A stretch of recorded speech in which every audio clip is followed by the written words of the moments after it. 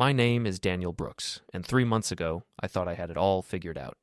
Successful tech company, beautiful wife, house in Palo Alto that costs more than most people make in a lifetime. I was wrong about everything except the house prices. Daniel, you're not seriously wearing that to the Henderson Gala, are you? Madison's voice cut through our marble-floored kitchen like a scalpel through tissue paper. She stood there in her $1,000 dress, looking at me like I'd just tracked mud across her Persian rug. Before we dive deeper into this story, I have one small request. Please subscribe, drop a like, comment, and hit that hype button to boost this channel so more people can discover these incredible Reddit stories. I glanced down at my navy blazer and khakis. What's wrong with this? Everything. She sighed dramatically, the way she did when explaining basic concepts to junior associates. This is a networking event for my firm's biggest clients. People who matter will be there. People who matter. Not people like me, apparently. I'd only built 3 successful startups and sold 2 of them. Clearly, I was just extra weight. Maybe I should stay home, I suggested, already knowing her answer. Actually, that might be best. Madison didn't even look up from her phone. My clients find tech talk boring anyway. I watched her scroll through messages, probably from that smug partner at her firm, Ethan Sloan. I'd seen the way he looked at her during the Christmas party, like a shark circling wounded prey. Madison ate up the attention. I'll be late tonight, she added, still not looking at me. Ethan's organizing drinks after the gala. Important client development. Important client development. Right. After she left in her BMW, trailing expensive perfume and false promises, I sat in our too-quiet house and opened my laptop. Madison thought I was just another boring tech guy, invisible and harmless. She had no idea that boring tech guys are the ones who built the digital world she lived in. We see everything, remember everything, and we're very, very good at connecting dots. The dots I'd been connecting lately painted an ugly picture. Madison's phone bill showed hours of calls to Ethan's personal number, always when she thought I was asleep. Her credit card statements revealed hotel charges on days she claimed to be working late at the office. Most damning of all were the photos I'd found on her laptop, photos she'd taken of herself that were definitely not meant for her husband. I'd been married to Madison for 8 years, and for 7 of those years, I genuinely believed she loved me. We met when she was a struggling associate, and I was building my second startup.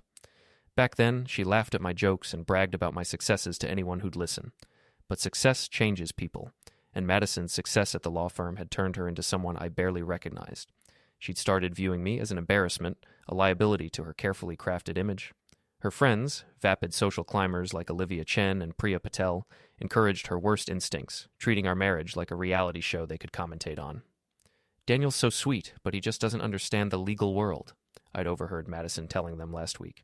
He'd be completely lost at these high-level events. Lost. As if I hadn't spent the last 15 years navigating boardrooms and investor meetings. As if I hadn't built relationships with some of the most powerful people in Silicon Valley while she was still studying for the bar exam.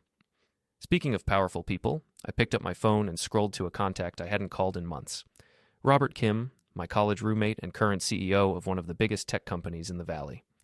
Robert and I had stayed close over the years, but Madison had always found excuses to avoid meeting him. He's probably too busy for dinner parties, she'd say, or, I don't want to bore him with legal talk. The truth was simpler. Madison was ashamed of me, and she didn't want anyone from my world meeting anyone from hers. She'd built a wall between her professional life and our marriage, and she liked it that way. What Madison didn't know was that Robert's company was her law firm's biggest client. The account she'd been bragging about landing last year, the one that made her a senior partner, that was Robert's business. Business I'd helped her get by mentioning her firm's name during a casual conversation. She'd never asked how she'd gotten that referral. She just assumed she'd earned it through her own brilliance. I looked at my phone for a long moment, then typed out a text message. Hey, Robert, need to talk. It's about the Morrison & Associates account. His response came back within minutes. Everything okay? Want me to call? Tomorrow morning. There's something you need to know about your legal representation. I hit send and closed the phone. Madison thought she could keep me locked away in my corner of her life, invisible and irrelevant. She thought her affair with Ethan was a secret, that her cruel comments about me to her friends went unheard. She was wrong about all of it. I walked to our home office and pulled out the folder I'd been building over the past month. Phone records, credit card statements, screenshots of text messages she'd carelessly left open on shared devices. Madison was a smart lawyer, but she'd gotten sloppy in her personal life. She'd forgotten that the boring tech guy she married was very good at gathering information. The Henderson Gala was tomorrow night. Madison would be there with Ethan, playing the part of the successful attorney, while her husband sat home like an obedient dog. She'd drink expensive wine, network with important people, and probably end the evening in Ethan's hotel room. But tomorrow morning, before any of that happened, Robert Kim was going to learn some very interesting facts about Morrison and Associates and their commitment to professional ethics. I closed the folder and headed upstairs. Madison wouldn't be home until late, if at all. I had time to prepare for what was coming next. The house felt different somehow, like the calm before a storm. I'd spent so many evenings here alone while Madison attended her important events, feeling sorry for myself and wondering where our marriage had gone wrong. Now I realized I'd been asking the wrong question. The question wasn't where our marriage had gone wrong. It was how long it would take for Madison to realize just how wrong she'd been about everything. Madison's phone started ringing at 5:47 a.m. I was already awake, sitting in our kitchen with coffee and my laptop, watching the sunrise paint our backyard golden. I'd been up since 4, unable to sleep, waiting for this moment. The first call went to voicemail, so did the second. By the third call, Madison stumbled downstairs in her silk pajamas, hair disheveled, squinting at her phone like it had personally offended her. "This better be important," she answered, not bothering to check the caller ID. I couldn't hear the other side of the conversation, but I could see Madison's face change from annoyed to confused to horrified in the span of 30 seconds. "What do you mean, terminated? All of it?" Her voice climbed an octave. "That's impossible. The Kim Industries account is worth $50 million annually." She started pacing, one hand pressed to her forehead. "No, I understand what you're saying. I just don't understand why. Did they give a reason?" More pacing, more panic. "A morals clause violation? That's ridiculous. We've never—" "What kind of violation?" I sipped my coffee and watched my wife's world crumble in real time. It was more satisfying than I'd expected. "I'll be there in an hour," Madison said finally. "Don't do anything until I get there." She hung up and stood in our kitchen, staring at nothing. For a moment, I almost felt sorry for her. Almost. "Everything okay?" I asked mildly. Madison spun around like she'd forgotten I existed.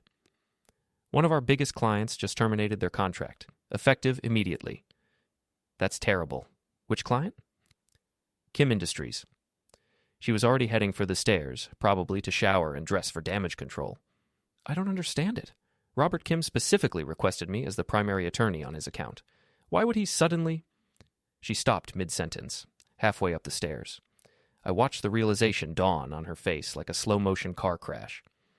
"Robert Kim," she repeated slowly. "Kim Industries." Mm-hmm. Madison walked back down the stairs, moving like she was underwater. "Daniel, how do I know that name?" I set down my coffee cup. "You tell me." "Robert Kim?"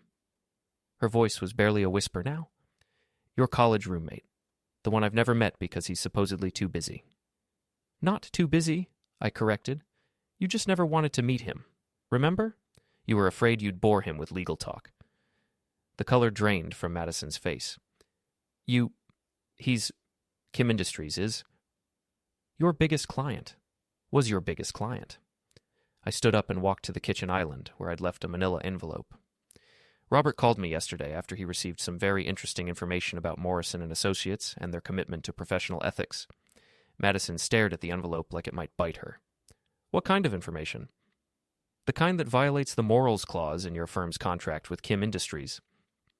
I opened the envelope and pulled out printed copies of text messages, photos, hotel receipts. The kind that shows his primary attorney has been using company business trips as cover for an extramarital affair with her colleague. Madison's legs seemed to give out.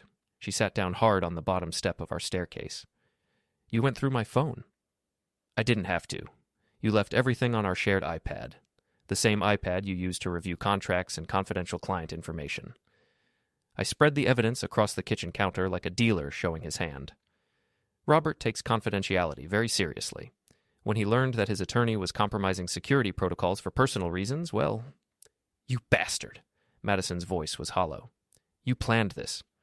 "I documented it. There's a difference." I walked over to where she sat and crouched down to her eye level. "For months, you've been telling everyone that I'm boring, that I'm an embarrassment, that I don't understand your sophisticated world. You've been hiding me from your colleagues and clients like I'm some shameful secret." Madison tried to speak, but I held up a hand. But here's what you never understood, Madison. That boring tech guy you married? He built the systems that run half of Silicon Valley. Those important clients you've been protecting from my dull presence? Most of them are my friends. That sophisticated world you think I can't navigate? I helped create it. Her phone started ringing again. She ignored it. Robert Kim isn't just my college roommate, I continued. He's been my business partner for 15 years. When you landed the Kim Industries account, did you really think it was because of your brilliant legal mind? Or did you think maybe, just maybe, your husband might have mentioned your firm's name during a conversation with his billionaire best friend? Madison's face crumpled. Daniel, I gave you that account.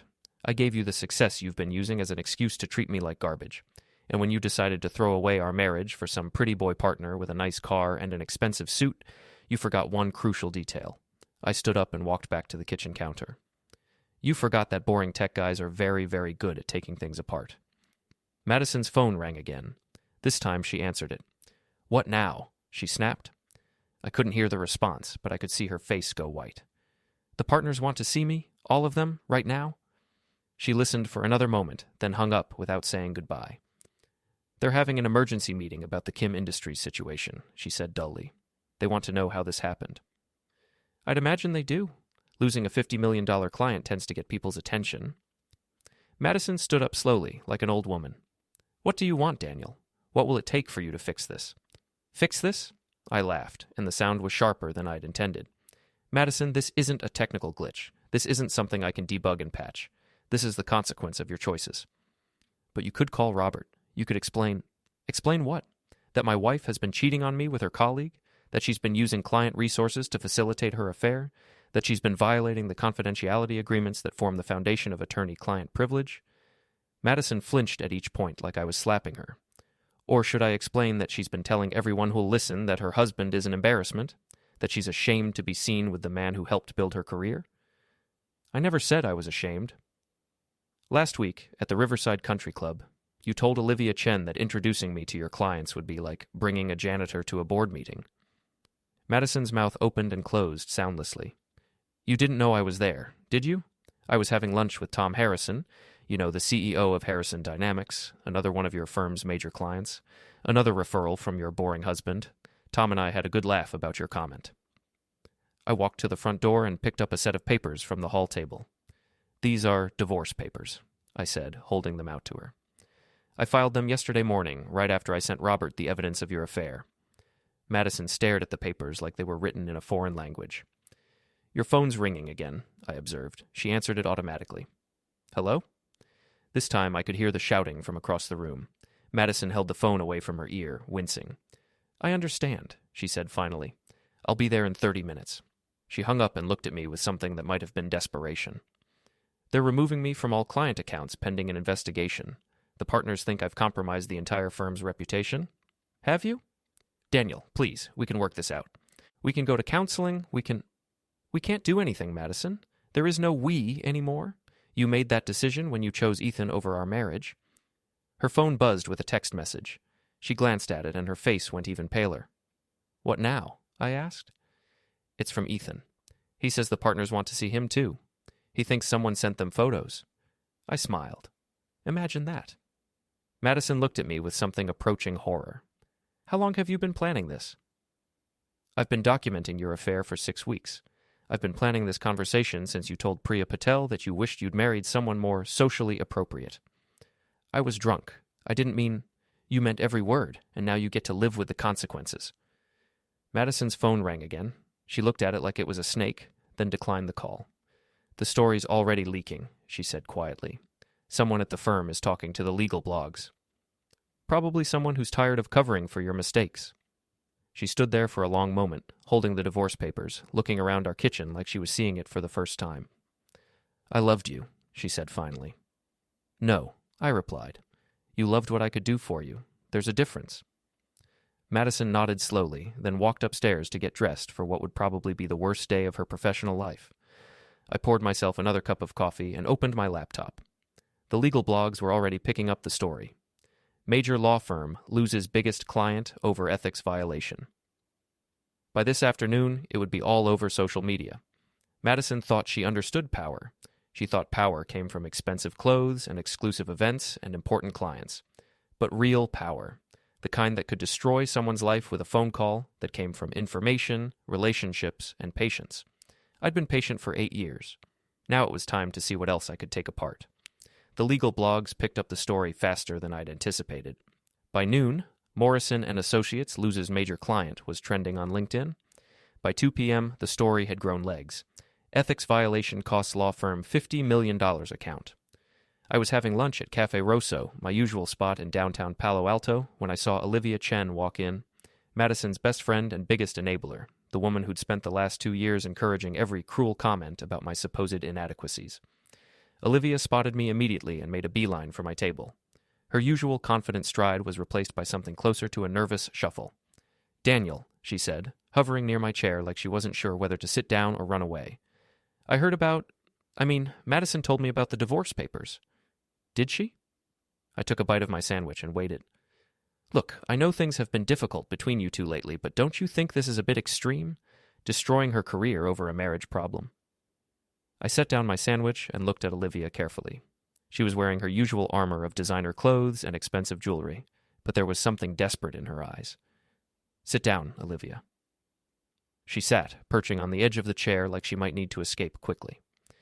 "Tell me," I said conversationally, "what exactly did Madison tell you about why Kim Industries terminated their contract?" Olivia's face went through several interesting expressions.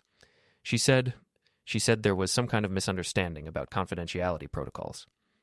"A misunderstanding," I nodded thoughtfully. "And did she mention what kind of confidentiality protocols were violated?" "Something about client information being accessed inappropriately?" "Close. Client resources being used inappropriately. Specifically, client-funded business trips being used as cover for extramarital affairs." Olivia's mouth opened and closed like a fish gasping for air. "You knew about the affair, didn't you, Olivia?" She started to shake her head, then stopped. Madison was going through a difficult time in her marriage. She needed support." "Support? Is that what you call helping her lie to her husband while she sleeps with her colleague?" "It wasn't like that. She was unhappy, Daniel. You two had grown apart." "Had we? Or had Madison decided that being married to a tech entrepreneur was bad for her image?" Olivia shifted uncomfortably in her chair. "Madison loves you. She's just been under a lot of pressure at work." "Madison loves what I can do for her, like introducing her to Robert Kim. Did she ever mention that Robert and I are business partners?" The color drained from Olivia's face. "Business partners?" "For 15 years. That Kim Industries account that made Madison a senior partner, that was my referral. Your best friend built her entire career on connections I provided, then spent 2 years telling everyone I was an embarrassment to her." Olivia looked like she was going to be sick. "But here's the really interesting part," I continued. "Madison wasn't the only one who benefited from my network. Your husband's company, Chen Electronics, landed that contract with Harrison Dynamics last year because I mentioned their name to Tom Harrison. Remember that? The contract that saved your husband's business?" "Oh, God," Olivia whispered. "Tom Harrison is having lunch with me next week. We're going to discuss a lot of things, including how his current supplier's wife has been helping facilitate an affair that compromised attorney-client privilege for one of his business partners." Olivia stood up abruptly. "Daniel, you can't..." "Can't what? Can't tell the truth? Can't share facts with my friends and business partners? You're destroying people's lives." "I'm revealing the consequences of people's choices. There's a difference." Olivia practically ran out of the restaurant. I finished my lunch in peace, then walked back to my office. My assistant, Jennifer, looked up from her computer as I entered. "How did lunch go?" "Educational. Any calls?" 3 reporters wanting comment on the Morrison and Associates story. I told them you weren't available." "Good. What else?" "Madison called twice. She wants to meet with you this evening." "I'm sure she does. What did you tell her?" "That you were in meetings all day." Jennifer had worked for me for 5 years. She was sharp, loyal, and had never liked Madison. I'd always suspected she could see through the performance to the person underneath. "Jennifer, do you remember that Christmas party 2 years ago? The one where Madison introduced me to her colleagues?" "You mean the one where she introduced you as just my husband and then spent the evening apologizing for your presence?" "That's the one. Do you remember what she said to Ethan Sloan when she thought I couldn't hear?" Jennifer's expression darkened. "She said you were socially awkward and that she was working on getting you more comfortable in professional settings." "Right. As if I hadn't been running companies since before she passed the bar exam." My phone buzzed with a text message. It was from Greg Martinez, my friend who ran a security consulting firm. Saw the news about Madison's firm. Oh, want to grab drinks and celebrate your freedom? I texted back, rain check. Still have work to do. The work in question involved a carefully planned encounter with Ethan Sloan. I'd been tracking his schedule for weeks. Madison's lover was a creature of habit. Every Tuesday evening, he had drinks at the Rosewood Hotel bar with other partners from Morrison and Associates. Tonight would be no different, except tonight he'd be drinking alone. The other partners were probably too busy dealing with the Kim Industries fallout to socialize.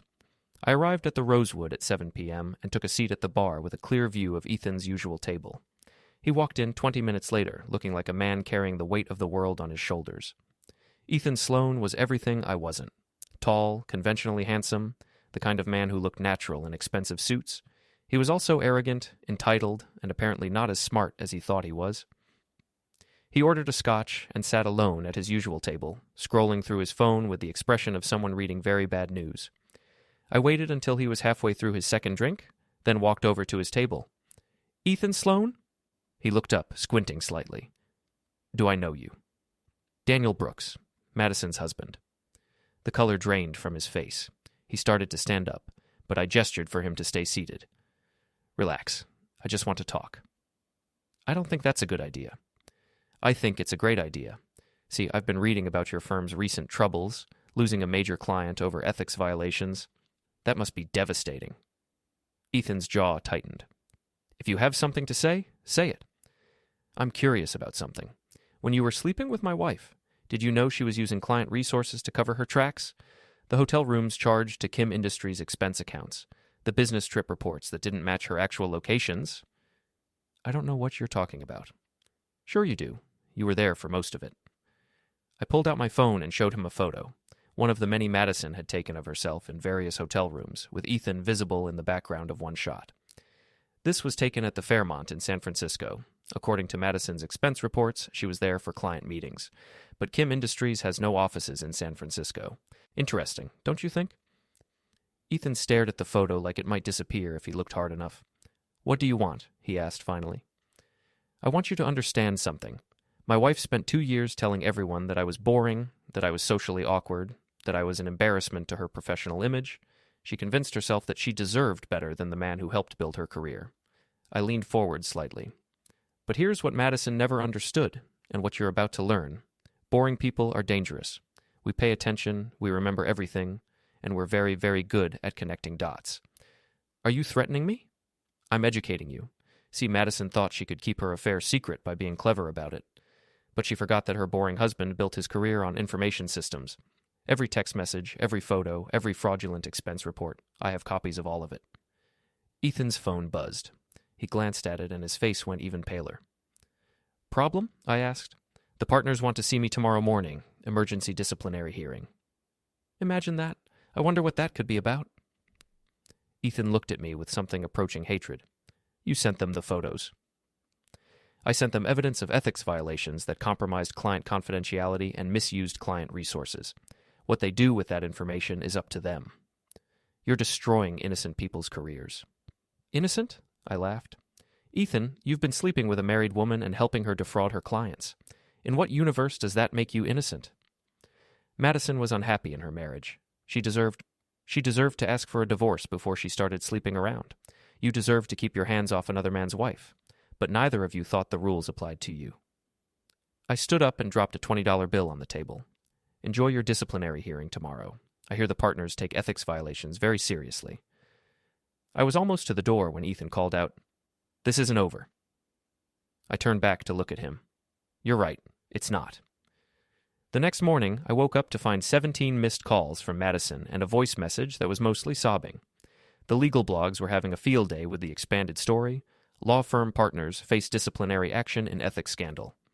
Jennifer brought me coffee and the morning news summary.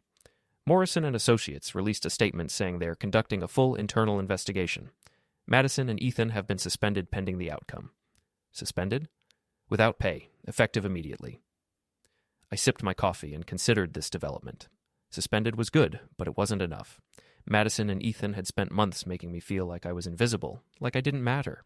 They'd built their relationship on lies and fraud, then had the audacity to act like they were the victims when the truth came out. They wanted to see what boring looked like? I was just getting started. Madison showed up at my office 3 days later, looking like she hadn't slept in a week. Jennifer tried to stop her, but Madison pushed past the reception desk and burst into my private office like a woman possessed. "You have to stop this," she said without preamble. "The suspension, the investigation, the media attention. You're destroying everything I've worked for." I looked up from my computer screen. Madison was wearing jeans and a wrinkled t-shirt, her hair pulled back in a messy ponytail. I couldn't remember the last time I'd seen her dressed so casually or looking so desperate. "Have a seat," I said calmly. "I don't want to sit. I want you to call Robert Kim and tell him this was all a misunderstanding." "Was it a misunderstanding? Did you accidentally sleep with Ethan for 6 months while lying to your husband and defrauding your clients?" Madison flinched. "It wasn't fraud. Those expense reports were legitimate business expenses. For business that didn't exist. Madison, I've seen the receipts. Hotel rooms in cities where Kim Industries has no offices, restaurant bills for 2 people when you claim to be working alone, spa treatments charged to client accounts. How exactly do you classify a couple's massage as a legitimate business expense?" She sat down heavily in the chair across from my desk. "Fine. Maybe some of the expenses were inappropriate. But that doesn't justify what you're doing to me." "What I'm doing to you? Madison, I'm not doing anything to you. I'm simply sharing factual information with people who have a right to know it." "You're systematically destroying my reputation." "Your reputation was built on lies. I'm just revealing the truth." Madison leaned forward, and for a moment I saw a flash of the woman I'd married. Vulnerable, human, real. "Daniel, I know I made mistakes. I know I hurt you. But we can fix this. We can go to counseling. We can work through our problems." "Our problems?" I interrupted. "Madison, we don't have problems. You have problems. You chose to have an affair. You chose to lie about it. You chose to treat me like an embarrassment while building your career on my connections. I never meant for any of this to happen. You meant all of it. Every cruel comment, every lie, every night you spent with Ethan while I sat at home wondering what I'd done wrong. The only thing you didn't mean was getting caught." Madison's phone buzzed. She glanced at it and her face crumpled. "What now?" I asked. "Ethan just texted. He's been fired, effective immediately." That was fast. The partners found evidence that he'd been falsifying billable hours to cover for the time he spent with me. They're considering criminal charges. I felt a small surge of satisfaction. Criminal charges for what? Fraud, embezzlement. The district attorney is reviewing the case. Madison looked at me with something approaching panic. "Daniel, if this goes criminal, it could destroy both of us. My law license, my career, everything. It could destroy you. I haven't done anything illegal. But I'm your wife. The scandal will reflect on you too. Soon-to-be ex-wife. And I'm not worried about the scandal. I have nothing to hide." Madison stood up and started pacing around my office. "There has to be something I can do, some way to fix this." "There is." She stopped pacing and looked at me hopefully. "What?" "Accept responsibility for your choices. Stop trying to blame everyone else for the consequences of your actions. Sign the divorce papers and move on with your life." "That's it? That's your solution?" "That's reality, Madison. You can't lie and cheat your way out of this one." Her phone rang. She answered it without checking the caller ID. "Hello?" Her voice was barely a whisper. I couldn't hear the other side of the conversation, but I could see Madison's face go white. "I understand," she said finally. "Thank you for letting me know." She hung up and stared at her phone like it had just delivered her death sentence. "The California State Bar is opening an investigation into my conduct. They're reviewing my license." "That's unfortunate." "Unfortunate?" Madison's voice climbed an octave. "Daniel, if I lose my law license, I lose everything. My career, my income, my entire identity. Maybe you should have thought about that before you decided to commit fraud." "It wasn't fraud. It was poor judgment maybe, but not fraud." "Madison, you used client money to fund your extramarital affair. In what universe is that not fraud?" She sat back down, and I could see her trying to calculate her options. Madison had always been good at finding angles, at discovering loopholes and technicalities that could save her clients. But this time, she was the one who needed saving, and the evidence was overwhelming. "What if I testified against Ethan?" she said suddenly. "What if I cooperated with the investigation and helped them build a case against him? You'd throw your lover under the bus to save yourself?" "He was the senior partner. He should have known better. He took advantage of his position." I stared at her in amazement. "Madison, you're talking about the man you were willing to destroy our marriage for, the man you claimed to love." "I never said I loved him." "You didn't have to. It was obvious to everyone who saw you together." Madison looked away. That was just physical attraction. It didn't mean anything. It meant something to our marriage vows. It meant something to your professional ethics. It meant something to the clients whose trust you violated. Stop lecturing me, Madison snapped. I know I made mistakes, but I'm trying to fix them. You're trying to minimize them. You're trying to find someone else to blame. That's not the same thing as fixing them. My office door opened and Jennifer peered in. I'm sorry to interrupt, but there's a reporter here from the San Francisco Chronicle. She's asking about the Morrison and Associates story. Madison went pale. A reporter? Tell her I'm not available for comment, I said to Jennifer.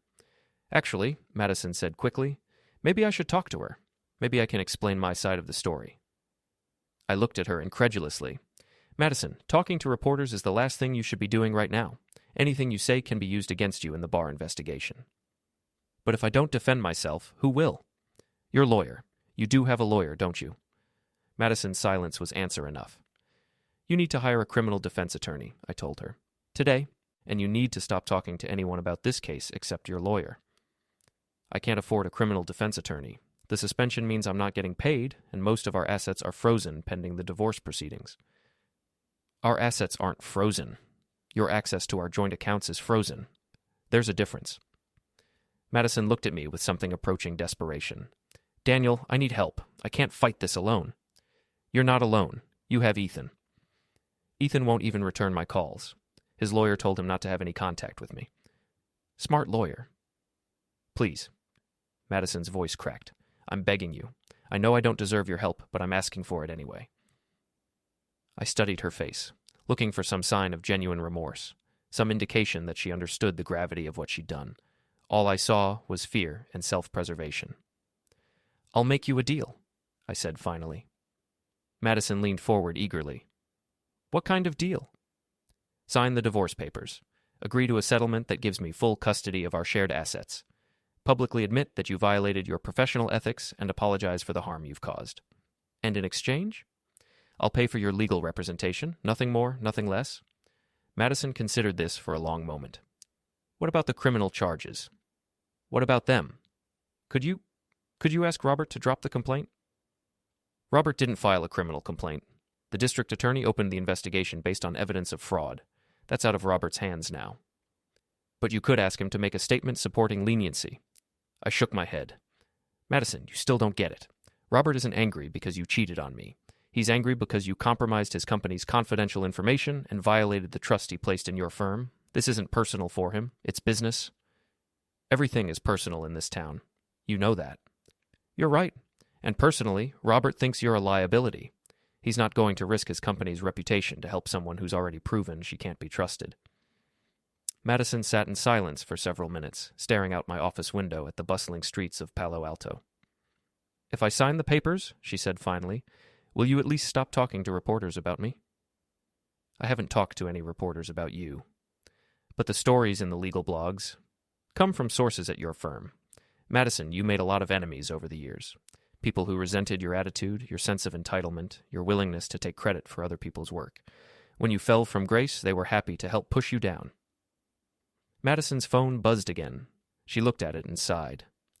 Olivia wants to meet for lunch. She says she has information that might help my case. What kind of information? She didn't say, but she thinks there might be a way to shift some of the blame to other people at the firm. I almost felt sorry for Madison. She was still looking for angles, still trying to find a way to make this someone else's fault. Madison, take some advice from someone who used to care about you. Stop looking for scapegoats and start looking for redemption. Sign the divorce papers, hire a good lawyer, and focus on rebuilding your life instead of trying to salvage your reputation. She stood up slowly, looking older than her 36 years. I'll think about it, she said. After she left, I sat in my office for a long time, thinking about the woman I'd married and the stranger she'd become. Madison had always been ambitious, but somewhere along the way, ambition had turned into entitlement, success had turned into arrogance, and love had turned into something I didn't recognize. My phone rang, interrupting my thoughts. It was Greg Martinez. Hey, Daniel, I saw Madison leaving your building. How did that go? About as well as expected. She's still looking for someone else to blame. Some people never learn. Listen, I heard through the grapevine that Ethan Sloan is planning some kind of retaliation. Something about proving that you orchestrated this whole thing to destroy his career. Let him try. I've got documentation for everything I did, and all of it was legal. I'm not worried about legal. I'm worried about stupid. Desperate people do desperate things. Greg had a point. Ethan Sloan had just lost his job, his reputation, and probably his future in the legal profession. Men like that didn't go quietly into the night. What kind of retaliation? I asked. I'm not sure yet, but I'll keep my ears open. In the meantime, maybe you should consider upgrading your home security. After I hung up, I realized Greg was right. I'd been so focused on exposing Madison and Ethan's lies that I hadn't considered what they might do when they had nothing left to lose. It was time to start thinking defensively. The break-in happened on a Thursday night while I was at a client dinner in San Francisco.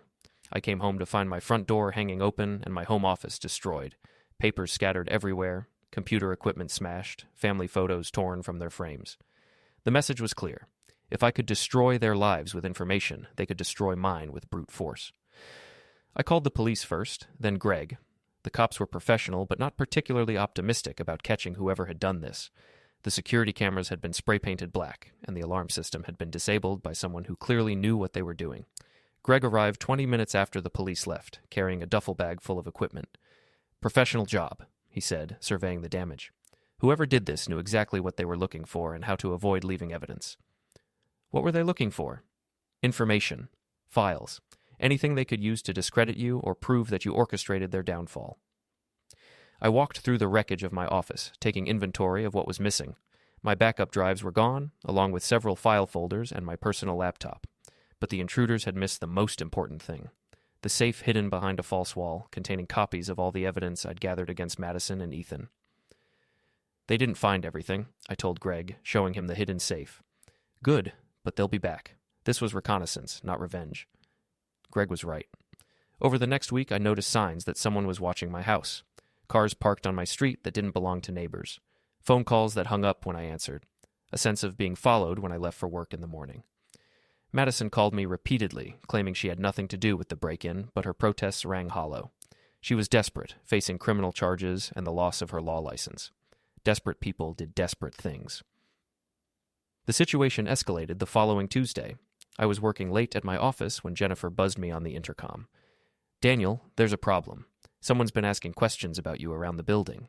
Security thinks you might want to leave through the back entrance tonight." I looked out my office window and saw Ethan Sloan standing across the street, talking on his phone and watching my building. He'd been fired, suspended from practicing law, and was facing potential criminal charges. He had nothing left to lose and apparently blamed me for all of it. "Call Greg," I told Jennifer. "Tell him I need an escort home tonight." Greg arrived 30 minutes later with two of his associates, both ex-military and both carrying concealed weapons. We left through the building's parking garage and took a circuitous route to my house, but I could see headlights following us in the distance. "This is escalating," Greg said as we pulled into my driveway. "You need to consider your options." "What options?" "You could file for a restraining order against Madison and Ethan, you could hire full-time security, or you could end this permanently." "What do you mean, end it permanently?" Greg looked at me seriously. "You've been playing defense since this started. Maybe it's time to go on offense." That night, I sat in my damaged home office and thought about Greg's words. Madison and Ethan had declared war on me, but they'd made a crucial mistake. They thought I was just a boring tech guy who'd gotten lucky with one piece of information. They had no idea what I was really capable of. I spent the next 3 days planning what Greg would later call the most elegant takedown he'd ever witnessed. It required precise timing, careful coordination, and a willingness to destroy whatever remained of my relationship with Madison. The plan centered around the annual Silicon Valley Legal Awards dinner, scheduled for the following Saturday night. It was the biggest event of the year for the legal community, attended by judges, prosecutors, defense attorneys, and law firm partners from across the Bay Area. Madison and Ethan wouldn't be attending. They were both suspended and facing investigation. But their former colleagues would be there, along with reporters, legal bloggers, and everyone who mattered in their professional world. I'd been invited as Robert Kim's guest. Kim Industries was sponsoring one of the major awards, and Robert wanted me there to help present it. Madison had no idea I'd be attending, because she'd never bothered to learn about my connections in her professional community. The first phase of my plan involved social media. Over the past month, I'd been quietly documenting every lie Madison and Ethan had told, every piece of evidence they'd tried to hide, every attempt they'd made to blame others for their crimes. I'd compiled it all into a comprehensive timeline, complete with photos, documents, and audio recordings. On Friday afternoon, I uploaded the entire package to a website I'd created, The Truth About Morrison and Associates. The site was professionally designed, meticulously documented, and devastating in its thoroughness. I didn't publicize the site immediately. Instead, I sent the link to 3 people, Robert Kim, Tom Harrison, and the legal affairs reporter for the San Francisco Chronicle. By Friday evening, the story was spreading through Silicon Valley's legal community like wildfire. Saturday morning, Madison called me in hysterics. "What have you done?" she screamed into the phone. "That website, those documents, you're destroying what's left of my reputation."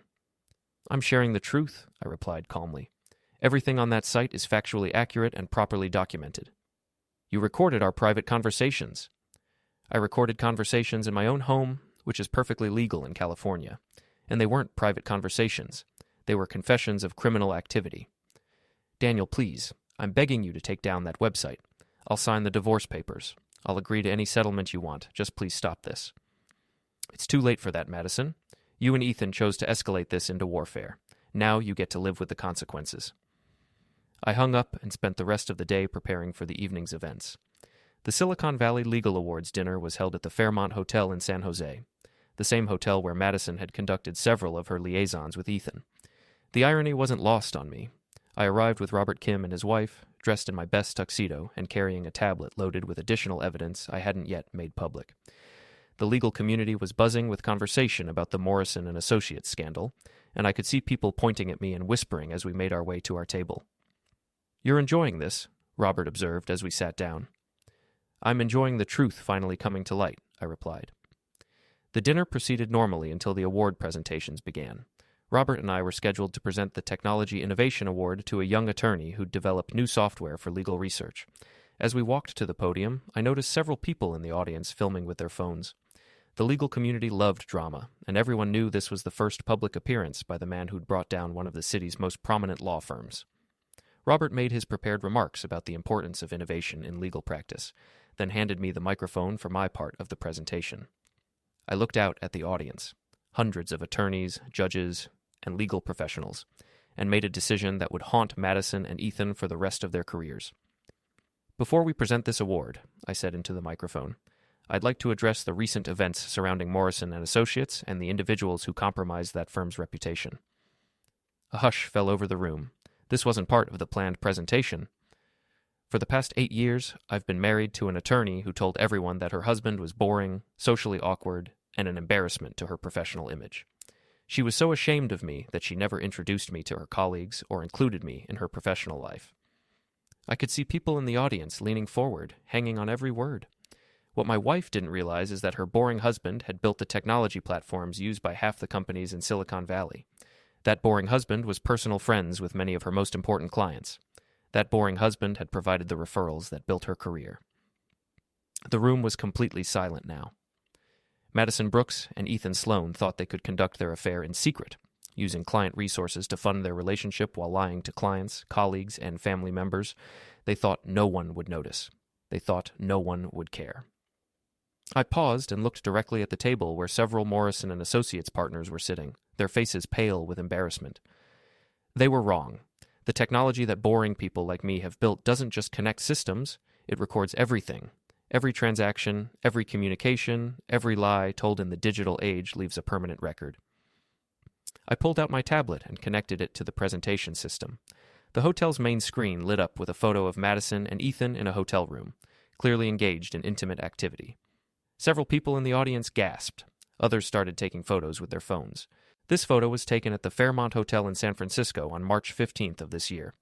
According to Madison's expense reports, she was attending client meetings that day. But Kim Industries has no offices in San Francisco, and no meetings were scheduled. I clicked to the next slide, showing hotel receipts and expense reports side by side. The hotel room was charged to Kim Industries' account. The room service for 2 people was charged to Kim Industries' account. The spa treatments for 2 people were charged to Kim Industries' account. Click, next slide. This pattern repeated itself 17 times over 6 months. Hotels in cities where no client meetings were scheduled. Dinners for 2 people charged as business expenses. Couples activities funded by client money. The audience was completely transfixed. Several people were openly filming the presentation. Madison Brooks and Ethan Sloan didn't just have an affair, they committed fraud. They didn't just lie to their spouses, they lied to their clients. They didn't just violate their marriage vows, they violated their professional ethics. I clicked to a final slide showing the total amount of client money that had been misused, $47,000 over 6 months. The boring tech guy that Madison was ashamed to be seen with has spent his career building systems based on trust, transparency, and accountability. When I discovered that my wife was violating all 3 principles, I did what any ethical person would do. I reported the truth to the people who had a right to know it. I handed the microphone back to Robert and walked off the stage to thunderous applause. The rest of the evening was a blur of handshakes, congratulations, and business cards from attorneys who wanted to discuss potential collaborations. The video of my presentation was uploaded to YouTube before dessert was served, and by midnight it had been viewed over 50,000 times. Madison called me at 2 a.m., sobbing incoherently into the phone. "You've destroyed me," she managed to say between sobs. "Completely destroyed me." "You destroyed yourself," I replied. "I just made sure everyone knew about it." The video is everywhere. My parents saw it. My law school friends saw it. Everyone I've ever known has seen it. Good. Maybe now they understand who you really are. "Daniel, please, I'll do anything. I'll disappear, I'll move to another state, I'll never practice law again. Just please make this stop." "It's already stopped, Madison. This is the end of the story. Tomorrow you'll wake up and start dealing with the consequences of your choices, and I'll wake up and start rebuilding my life without you." I hung up and turned off my phone. The next morning, I woke up to find my front yard filled with reporters and news vans. The story had gone national overnight, picked up by legal blogs, business publications, and social media influencers across the country. Greg called to tell me that both Madison and Ethan had been arrested on fraud charges. Their bail had been set at $100,000 each, and neither had been able to post it. "It's over," he said. "They're finished." But it wasn't quite over. There was one final piece of business to attend to. 3 months later, I stood on the steps of the federal courthouse in San Francisco, watching Madison and Ethan emerge in handcuffs after their sentencing hearing. The judge had given them each 2 years in federal prison for wire fraud, mail fraud, and conspiracy. Their law licenses had been permanently revoked, and they had been ordered to pay full restitution to Kim Industries and the other clients they'd defrauded. The media circus was everything I'd expected and more. Reporters shouted questions, cameras flashed, and legal commentators provided live analysis for the evening news. The story had become a cautionary tale about professional ethics, personal responsibility, and the dangers of digital evidence in the modern age. Madison looked broken as she was led to the transport van. Her designer clothes had been replaced by an orange jumpsuit. Her perfectly styled hair hung limp and unwashed, and her face showed the hollow exhaustion of someone who'd lost everything. She saw me standing on the courthouse steps, and our eyes met for a moment. I expected to see hatred, or anger, or at least defiance. Instead, I saw something that looked almost like relief. The lies were over, the pretense was finished, and she could finally stop running from the truth. Ethan, on the other hand, looked at me with pure venom. Even in handcuffs, even facing 2 years in federal prison, he still seemed to believe that he was the victim in the story. Some people never learned. After the transport van disappeared, I walked to my car and drove home to Palo Alto. The house felt different now, lighter somehow, as if a weight I hadn't realized I was carrying had finally been lifted. Jennifer had left a stack of messages on my desk. Interview requests from business magazines, speaking invitations from legal conferences, and consulting offers from law firms that wanted to improve their ethics compliance programs. The boring tech guy had become something of a celebrity in the legal world. But the message that mattered most was from Robert Kim. "Dinner tonight? I have a business proposition for you." We met at his favorite restaurant in downtown Palo Alto, a quiet place where we could talk without being overheard by reporters or curious onlookers. "You've become quite famous," Robert said as we settled into our booth. "Infamous, maybe." "No, famous. Do you know how many attorneys have called me in the past month asking for your contact information? They want to hire you as a consultant, help them build better compliance systems." "I'm not interested in working with lawyers." "What about working with me? I'm expanding Kim Industries into legal technology, artificial intelligence for contract review, blockchain systems for secure document storage, automated compliance monitoring. I need someone who understands both technology and the legal world's ethical requirements." I considered his offer. "What would that involve?" "Partnership, full partnership. We build the next generation of legal technology together, and we make sure it's impossible for anyone to pull a Madison Brooks again." "Interesting." "There's something else," Robert said, lowering his voice. I've been talking to the other tech CEOs whose companies were affected by the Morrison and Associates scandal. We're forming a consortium to develop industry-wide standards for attorney-client relationships. We want you to lead it. I smiled. The boring tech guy leading an industry consortium? The brilliant tech guy who exposed the biggest legal ethics scandal in Silicon Valley history. There's a difference. We shook hands across the table, and I realized that Madison had been wrong about everything. She thought success meant climbing social ladders and impressing the right people. She thought power meant expensive clothes and exclusive events and important titles, but real success meant building something that mattered. Real power meant having the courage to stand up for what was right, even when it cost you everything you thought you wanted. As I drove home that night, I passed the billboard that had been haunting me for months. Morrison and Associates, excellence in legal representation. Someone had spray-painted fraud across Madison's photograph in red letters. The billboard company would probably replace it soon, but the message would remain. In the digital age, nothing disappears completely.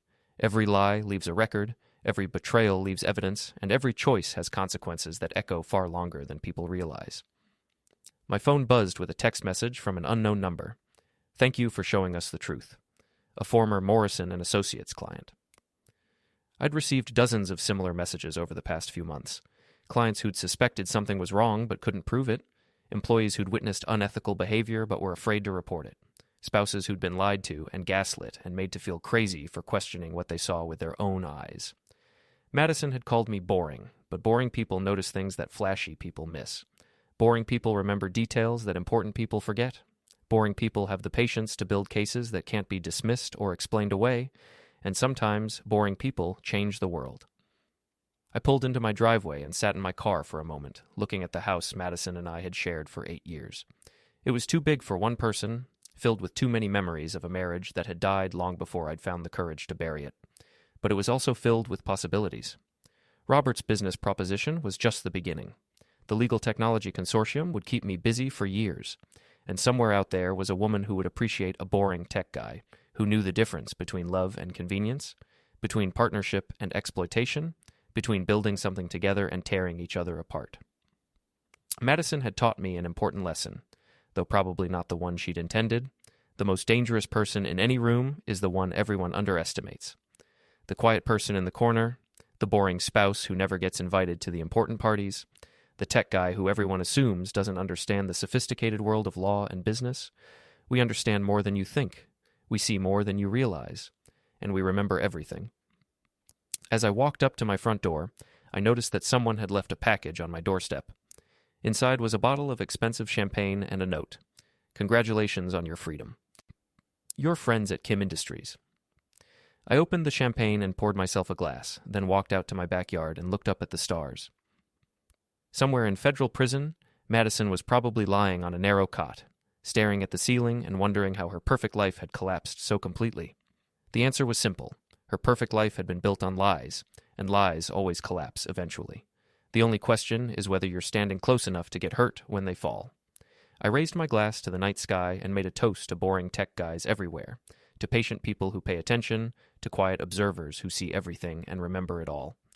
Then I went inside and started planning my new life, a life built on truth, transparency, and the revolutionary idea that actions should have consequences. Madison had been wrong about everything, but she'd been especially wrong about one thing. Boring people aren't invisible. We're just waiting for the right moment to remind everyone that we've been watching all along.